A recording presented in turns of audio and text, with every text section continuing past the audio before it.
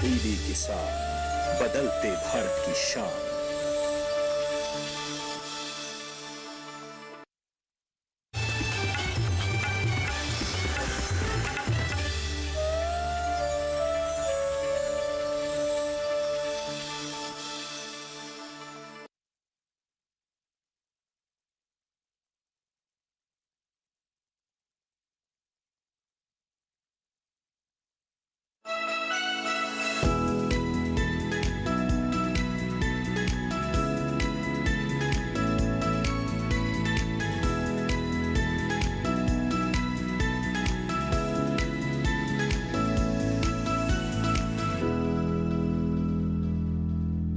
नमस्कार, आप देख रहे हैं दूरदर्शन किसान कार्यक्रम कृषि दर्शन में आप सभी का स्वागत है।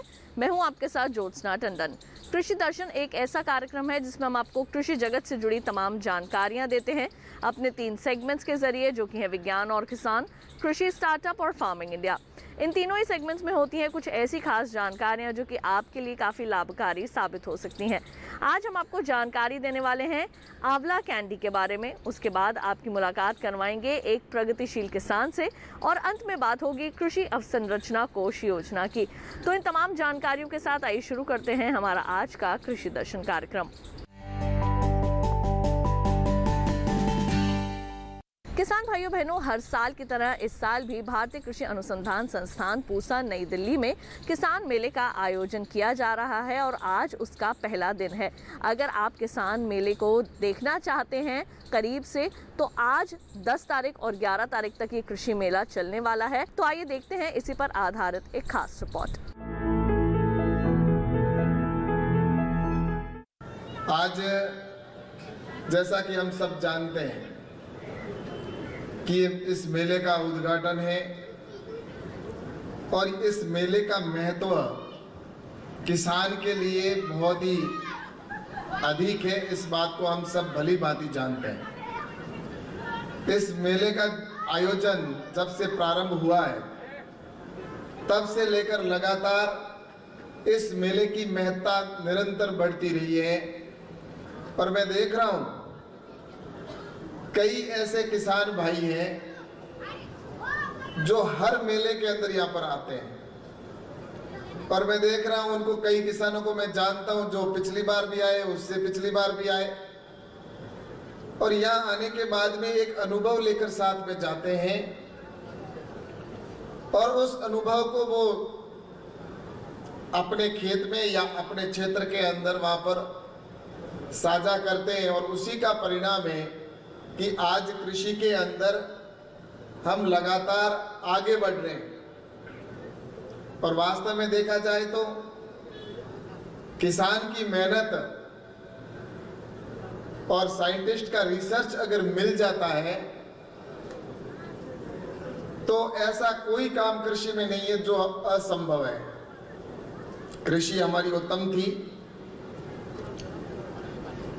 कहते भी थे उत्तम खेती मध्यम व्यापार, नौकरी को लोग लास्ट में पसंद करते थे, लेकिन बीच का कुछ कालखंड ऐसा रहा जिसके अंदर लोग नौकरी की तलाश में जाने लगे, खेती को छोड़ने लगे। लेकिन वास्तव में कृषि के अंदर आज भी अगर देखा जाए तो यहाँ पर, जैसा मेरी बहन ने अभी यहाँ पर कहा कि माननीय प्रधानमंत्री जी बात करते हैं कि देश के किसानों की इनकम हमें डबल करना है, लेकिन डबल ही नहीं, मेरी बहन ने कहा मैं डबल नहीं 3 गुना और 4 गुना भी फसल की इनकम मैंने की है और अपने परिश्रम से की है। और ऐसे कई किसान यहाँ पर बैठे हैं जिन्होंने इसको अनुभव भी किया है।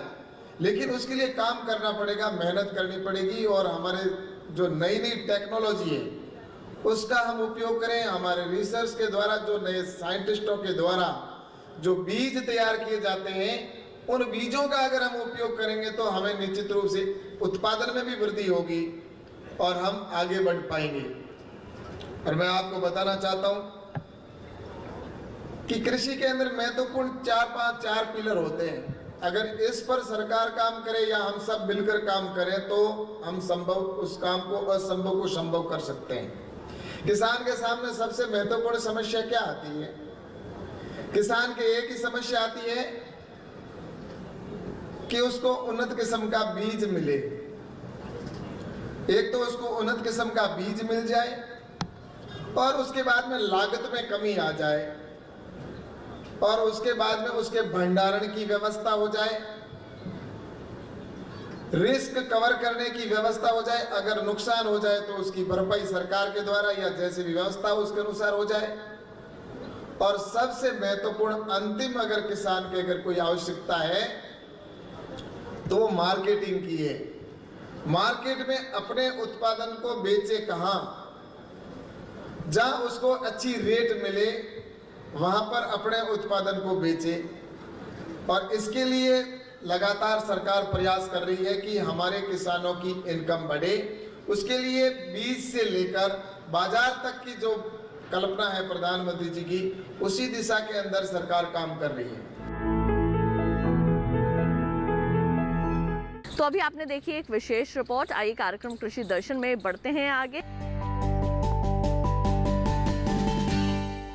हमारे कई किसान भाई बहन ऐसे हैं जो कि आज के समय में आंवले का उत्पादन कर रहे हैं, लेकिन केवल आंवले का फल बेचने से ही उनको मुनाफा नहीं मिलता, बल्कि अब हमारे विशेषज्ञ जोर दे रहे हैं कि आंवले का भी प्रसंस्करण किया जा सके।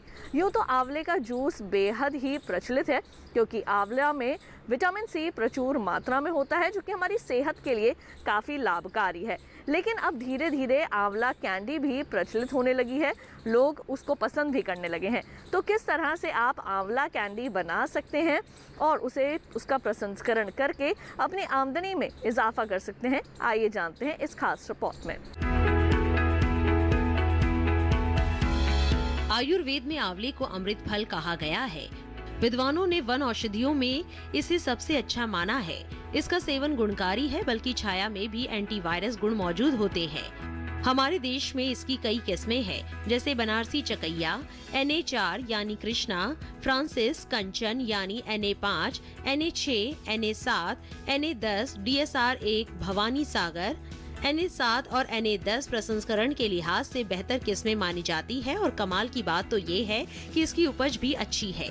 वैज्ञानिकों का कहना है कि इन किस्मों के एक पेड़ से 1 से 3 क्विंटल तक फल लिए जा सकते हैं। रुपाई के 4 से 5 साल का होने पर आंवले का पेड़ फल देना शुरू कर देता है और करीब 70 साल तक फल देता रहता है। इसे साधारण जमीन में कहीं भी उगा सकते हैं और पानी या फिर बहुत ज्यादा देखभाल की भी जरूरत नहीं पड़ती। अगर बाजार में फल बेचने जाएंगे तो हो सकता है ज्यादा मुनाफा ना हो, इसीलिए विशेषज्ञ इसकी मार्केटिंग पर खास ध्यान देने की बात करते हैं। घर पर प्रोसेसिंग के जरिए भी आप बेहतर कमाई कर सकते हैं, या फिर समूह बनाकर खेती करके भी आप ज्यादा मोल भाव करने की स्थिति में होंगे। आंवला उत्पादन में उत्तर प्रदेश पहले और गुजरात दूसरे नंबर पर है।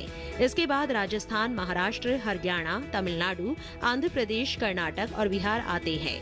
पोषक तत्वों से भरपूर आंवले में polyphenols, iron, zinc, carotene, fibre, vitamin B complex, calcium और एंटीऑक्सीडेंट होते हैं। प्रसंस्करण के जरिए मुरब्बा, मिठाई, जैम, पाउडर, अचार और जूस तैयार होता है। आंवले का जूस पाचन के लिए बहुत सही है। इसके सेवन से त्वचा में चमक आती है और बाल भी मजबूत रहते हैं। आंवला टेबल फ्रूट नहीं है, इसलिए प्रसंस्करण जरूरी है। अगर कैंडी की ही बात करें तो सबसे पहले खराब फलों को छांट कर अलग कर लेंगे, फिर सही फलों को पानी से धो देंगे और उबाल लेंगे। 10 मिनट तक 100 डिग्री सेंटीग्रेड पर उबालने के बाद फलों को बाहर निकाल लेंगे और इसके बाद फल से कलियां निकाल लेंगे।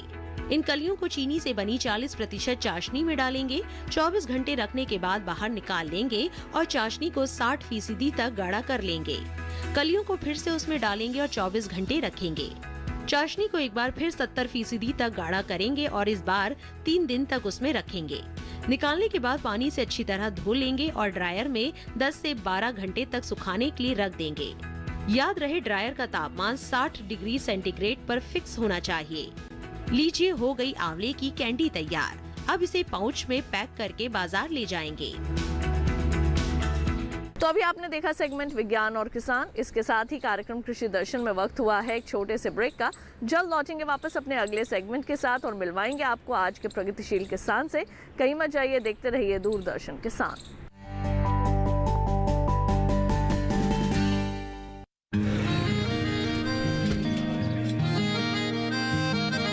क्या बात है भाई, आजकल तो काफी खुश नजर आ रहे हो।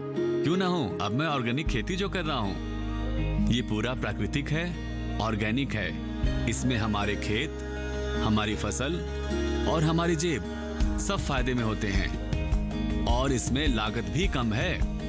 जी हाँ, आप भी ऑर्गेनिक खाद का प्रयोग करें, अपनी फसल और मिट्टी को तंदुरुस्त बनाएं। और आपकी आमदनी में इजाफा करें। अधिक जानकारी के लिए किसान call centre toll free number 1800-180-1551 पर कॉल करें और लॉग ऑन करें kisan.gov.in और farmer.gov.in। कृषि और किसान कल्याण मंत्रालय द्वारा किसान हित में जारी।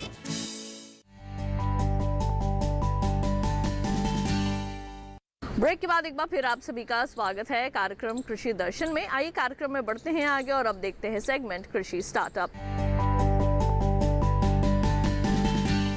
हमारे कई किसान भाई बहन ऐसे हैं जो कि कृषि के क्षेत्र में अपना नाम आगे बढ़ा रहे हैं, लेकिन कुछ किसान भाई बहन ऐसे भी हैं जो कि कृषि के क्षेत्र में कुछ नया करना चाहते हैं।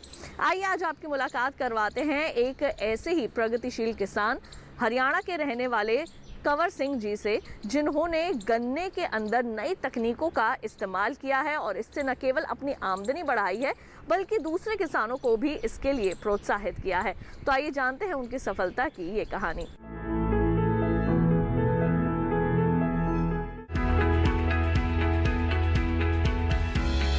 सोनीपत हरियाणा के रहने वाले एक प्रगतिशील किसान है कंवर सिंह, जिनका जन्म 1950 में हुआ था। बचपन से ही इन्होंने अपने पिता को खेती करते देखा था। कंवर सिंह ने 10वीं क्लास के बाद से ही खेती के काम में अपने पिता का हाथ बटाने लगे। खेती के शुरुआती दिनों में इन्होंने ये पाया कि उनके गांव के किसान परंपरागत ढंग से खेती करते हैं। उस समय कंवर सिंह ने भी अपने खेत में बासमती धान की बुआई की। कुछ समय तक तो ठीक चल रहा था, लेकिन इनके द्वारा लगाई गई बासमती धान में अचानक ब्लास्ट की बीमारी लगने लगी। ये किसानों के लिए एक बड़ी समस्या थी। बासमती धान के अभ्यस्त हो चुके किसान इस समस्या से मुक्ति पाने का रास्ता खोजने लगे। कंवर सिंह को भी चिंता होने लगी कि अब वे क्या बोएंगे। उन्होंने पीछे की ओर देखना शुरू किया तो उनकी नजर गेहूं और जौ पर पड़ी। कंवर सिंह जानते थे कि किसानों के जीवन में अक्सर ऐसी समस्याएं आती रहती हैं। कभी उनकी फसलें बीमारियों के कारण नष्ट हो जाती है तो कभी किसी आपदा के कारण किसान के खेत सूखे रह जाते हैं। किसानों के लिए हिम्मत ही उनका आखिरी सहारा है। यही वो समय था कि कंवर सिंह ने सुना कि उत्तर प्रदेश के किसान बड़ी मात्रा में गन्ना पैदा करते हैं, जबकि कंवर सिंह के इलाके में गन्ना पैदा नहीं होता था। तो फिर कंवर सिंह ने उत्तर प्रदेश में गन्ना पैदा करने वाले किसानों के पास जाने का फैसला किया। उत्तर प्रदेश से लौटने के बाद कंवर सिंह ने भी गन्ने की खेती करने की सोची। वे उत्तर प्रदेश से अपने साथ गन्ने की अच्छी किस्म के बीज अपने साथ लेकर आए थे। गन्ने की खेती में कंवर सिंह को अच्छी पैदावार हासिल हुई और गन्ने की खेती ने उनके जीवन में मिठास घोलनी शुरू कर दी। कंवर सिंह ने गन्ना बेचने के लिए सोनीपत के शुगर मिलों से संपर्क किया। उनकी कोशिशें रंग लाई। गन्ना अच्छी कीमत पर बिकने लगा और एक बार इनकी आय में बढ़ोतरी शुरू हुई तो आगे बढ़ती ही चली गई। जब कंवर सिंह ने गन्ना लगाना शुरू किया था तो इसमें बहुत खर्च नहीं आता था और उसकी तुलना में आय भी बहुत ज्यादा नहीं थी, लेकिन समय के साथ गन्ने की खेती कंवर सिंह को रास आने लगी। कंवर सिंह ने उस इलाके में जहां के किसान आमतौर पर गन्ना बोते ही नहीं थे, गन्ने की शानदार पैदावार हासिल की और अन्य किसानों के लिए एक प्रेरणा स्रोत बन गए। कंवर सिंह गन्ने की खेती में अपनाई जाने वाली नई नई तकनीकों के विषय में भी पूरी तरह से जागरूक रहते हैं। अपनी कामयाबी से अन्य किसानों को भी गन्ने की खेती करने के लिए प्रोत्साहित किया है। कंवर सिंह चाहते हैं कि दूसरे किसान भी ज्यादा से ज्यादा मुनाफा कमाएं और जीवन में आगे बढ़े। सरकार द्वारा चलाई जा रही योजनाओं का लाभ वे खुद तो उठा ही रहे हैं, साथ ही अन्य किसानों को भी सरकार द्वारा चलाई जा रही महत्वपूर्ण योजनाओं के बारे में जानकारी भी देते रहते हैं, ताकि वे भी इन योजनाओं से अधिक लाभान्वित हो सके। अभी आपने देखा सेगमेंट कृषि स्टार्टअप। इसके साथ ही कार्यक्रम कृषि दर्शन में वक्त हो चला है एक और छोटे से ब्रेक का। जल्द लौटेंगे वापस अपने अगले सेगमेंट फार्मिंग इंडिया के साथ। आप कहीं मत जाइए, देखते रहिए दूरदर्शन किसान।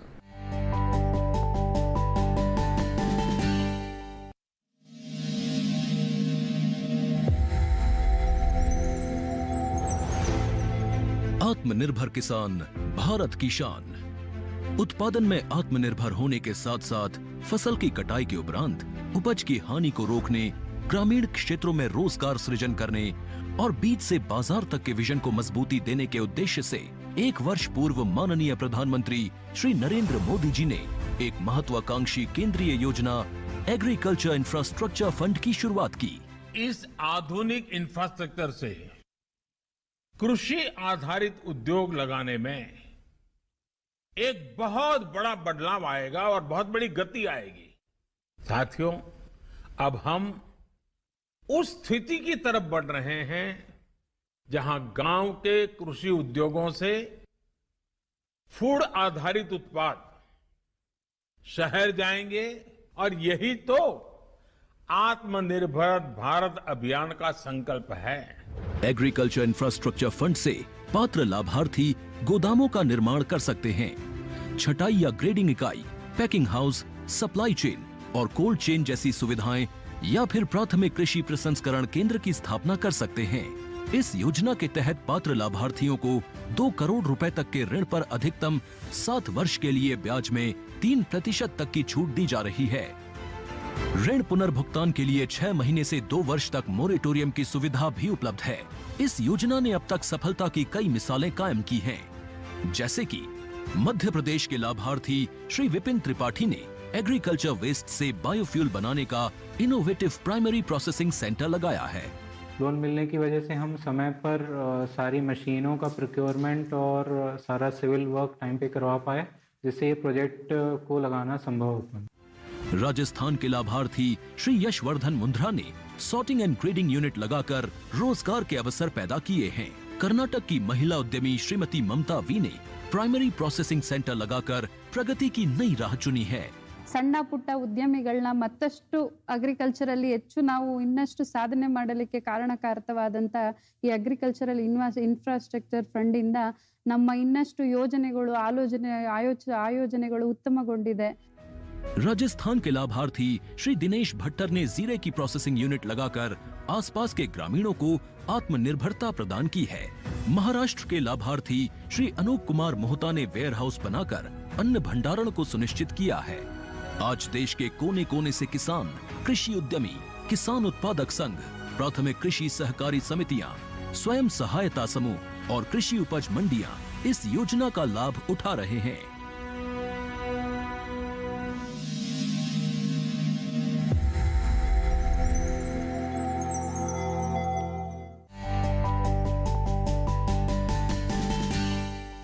ब्रेक के बाद एक बार फिर आप सभी का स्वागत है कार्यक्रम कृषि दर्शन में।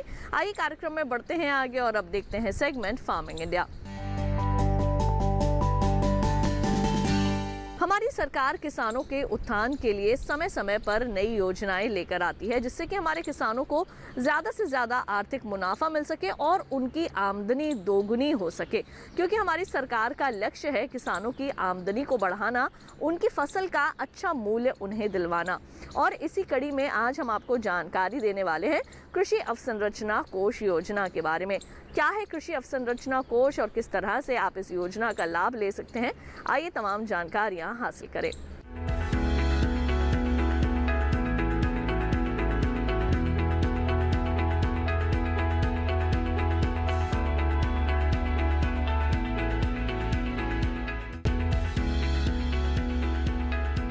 कृषि अवसंरचना कोष केंद्रीय सरकार द्वारा किसानों के हित के लिए बनाई गई एक योजना है।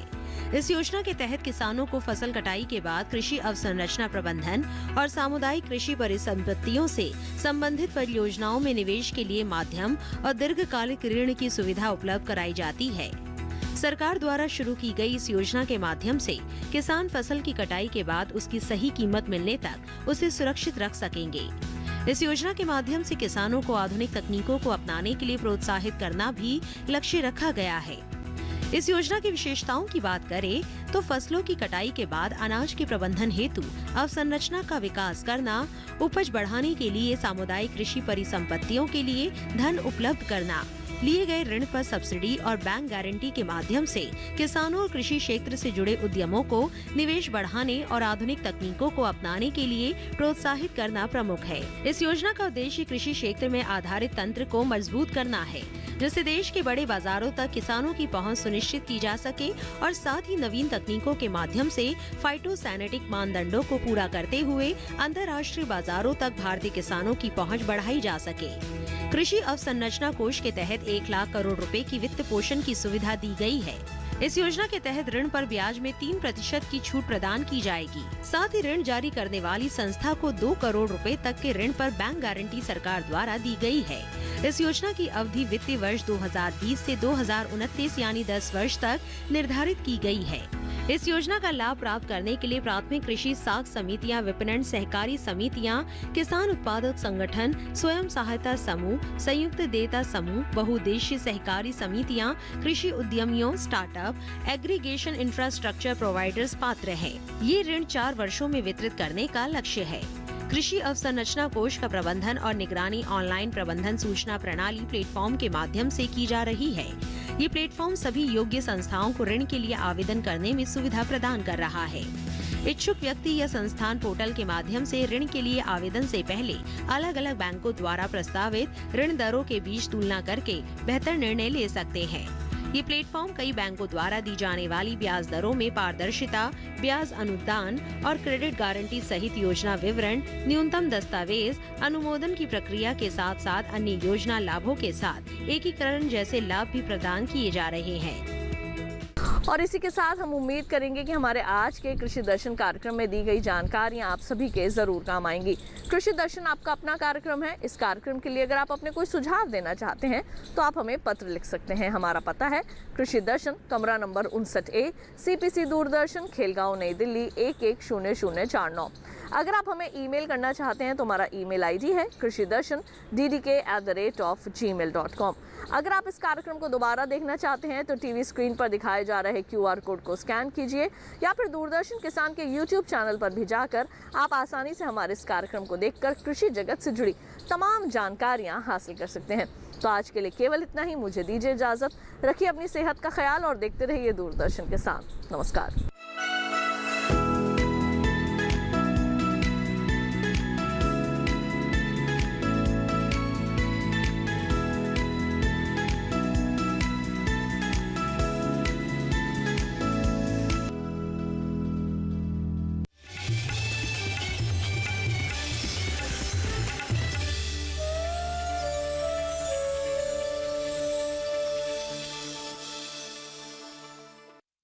कॉटन क्रॉप में छोटी पत्ती रोग किस पोषक तत्व अर्थात न्यूट्रिएंट की कमी से होता है? गुआवा क्रॉप में जिंक न्यूट्रिएंट्स की कमी से कौन सा रोग होता है? जलप्रिया की वैरायटी इनमें से कौन सी है? लेडी फिंगर के तने का रेशा क्या बनाने में काम आता है? कागज, दस्ता, ब्राउजिंग, धान। सही जवाब, गलत जवाब, राइट आंसर। 4 प्रगतिशील किसानों की टीमों की कांटे की टक्कर, जिसमें खेती बाड़ी राउंड से शुरू करते हुए बागबानी राउंड पार करेंगे। सामान्य ज्ञान और रैपिड फायर राउंड की कसौटी पर भी टीमों को परखा जाएगा और अंत में होगी एक विजेता टीम। विजेता टीम को मिलेगा पूरे 1 लाख रुपए का इनाम। इसी को दर्शाता हुआ ये शो हम आपके समक्ष प्रस्तुत कर रहे हैं, जिसका नाम है डीडी किसान पर हर रविवार रात 8 बजे। 350 ईसा पूर्व भारत, एक सोने की चिड़िया जो कभी किसी पिंजरे में नहीं आई। इस चिड़िया का शिकार मैं करूंगा।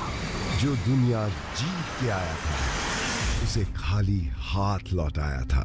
ऐसा कोई पिंजरा नहीं बना जो भारत को कैद कर सके।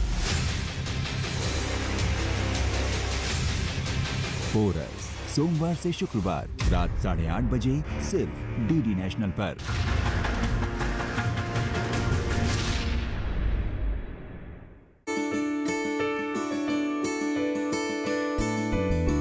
नए दौर के सफर में हम आपको ले चलेंगे नैसर्गिक सौंदर्य से भरपूर हिमाचल के हमीरपुर में और दिखाएंगे जिला परिषद हमीरपुर के विकास कार्यों की वो तस्वीरें जिन्हें देखकर आप भी कहेंगे कि तरक्की हो तो हमीरपुर जैसी।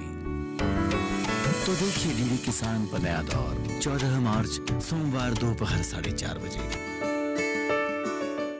A rare and beautiful relationship, bonding and long-lasting commitment, unconditional love, glimpses of their world. Retelling the facts and dismantling the myths. Learn more about them in our upcoming show, My Best Friend Forever, every Sunday 7 p.m. and retelecast on Monday 2 p.m. on DD National.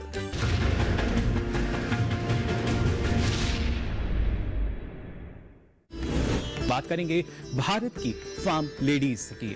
बदलाव तो बेशक है और ये बहुत ज़रूरी है कि हमारी महिलाएं जो पहले अदृश्य रूप से कार्य कर रही थी वो सामने आ रही हैं। आज की भारत की नारी ने सब कहावतें बदल दी हैं। किसान महिला है वो कहीं ना कहीं वंचित रह जाती है क्योंकि उसे कोई प्रमोट नहीं करता। खेतों में काम करने वाली लेडीज की वैल्यू इतनी नहीं मानी जाती है। जब हमारा FPO स्टार्ट हुआ रजिस्टर हुआ, वहाँ पे इक्वालिटी दोनों मैन एंड वुमेन को मिली। जो भी अभी तक कृषि विज्ञान केंद्र से नहीं जुड़ी है वो आगे आए और जुड़े।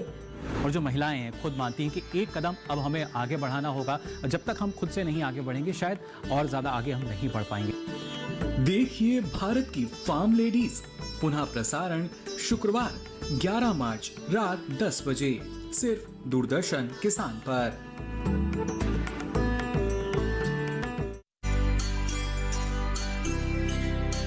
आज हम किसानों के बीच हरियाणा पहुंचे हैं, जिला फरीदाबाद और गांव कोराली में। नई फसल लगाते हैं तो कुछ प्रॉब्लम तो आती हैं, परंतु यह है कि परिवर्तन ही देश है। मिट्टी की जांच करवाने से फायदा होता है, फर्टिलाइजर का, खाद का पता पड़ जाता है। उसमें पारंपरिक खेती जहाँ कुछ किसान भाई करते हैं, ज़्यादा तो आधुनिक खेती की तरफ मुड़ गए हैं। उसमें फसल चक्र भी अपना रहे हैं। तो हम तो ऐसी फसल बोएंगे ना जिससे रोज का या गाय का या उसका नुकसान ना हो।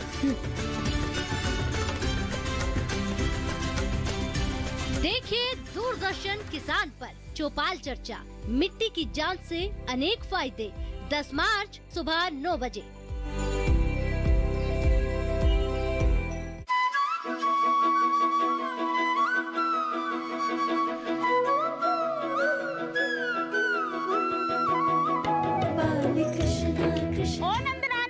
तुम्हारे माखन चोर ने और उसकी टोली ने सारा आतंक मना कर रखा है। भैया तुम्हें मुझसे अधिक कॉपियों पर विश्वास है। माखन की मटकी में ज्ञान का सागर। देखिए बाल कृष्ण सोमवार से शुक्रवार रात 9 बजे सिर्फ DD नेशनल पर।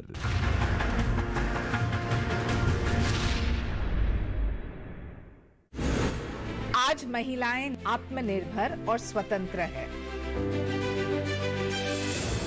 महिलाएं हर क्षेत्र में अपना योगदान देकर आगे बढ़ रही है। देखिए नए रंग रूप में कार्यक्रम नेत्री। महिला सांसद और उनकी कहानियां। मेरे यानी शाइना NC के साथ सिर्फ DD किसान पर। ICC विमेंस वर्ल्ड कप 2022 के एक्शन का आकाशवाणी पर सीधा प्रसारण। भारत के सभी खेले जाने वाले मैचों का, सेमीफाइनल्स और फाइनल मैच का आंखों देखा हाल सुन सकते हैं 6 मार्च से सुबह 6 बजे से FM रेनबो नेटवर्क, DTH और DRM। तो सुना ना भूलें आकाशवाणी पर ICC विमेंस वर्ल्ड कप 2022 का सीधा प्रसारण सिर्फ और सिर्फ आकाशवाणी पर।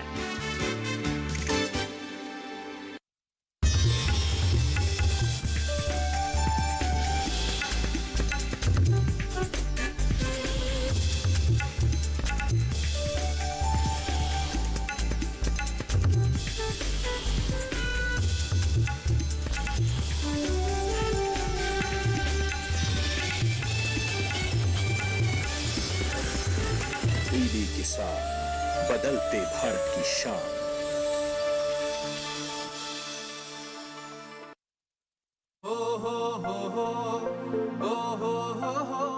अब गांव गांव और खेत खेत की बात है कुछ निराली। फसल बीमा पॉलिसी से छाई है खुशहाली। द्वार द्वार और हाथ हाथ में सुरक्षा की सौगात। गर्व से बोल रहे हैं सभी किसान, मेरी पॉलिसी मेरे हाथ। आजादी के अमृत महोत्सव पर हम देश के किसानों को दे रहे हैं सुरक्षा की सौगात। प्रधानमंत्री फसल बीमा पॉलिसी अब आपके हाथ। और पॉलिसी को बीमित किसानों के द्वार तक पहुंचाने के लिए हमने फसल बीमा पॉलिसी वितरण कार्यक्रम का किया है शुभारंभ। देश भर के किसानों ने करीब 21,000 करोड़ रुपए ही प्रीमियम के तौर पर दिए। लेकिन उन्हें मुआवजे के तौर पर 1 लाख करोड़ रुपए से ज्यादा मिले। जब खराब मौसम की हो मार, PMFBY दे आर्थिक सुरक्षा बार बार। प्रधानमंत्री फसल बीमा योजना, कृषि एवं किसान कल्याण मंत्रालय, भारत सरकार।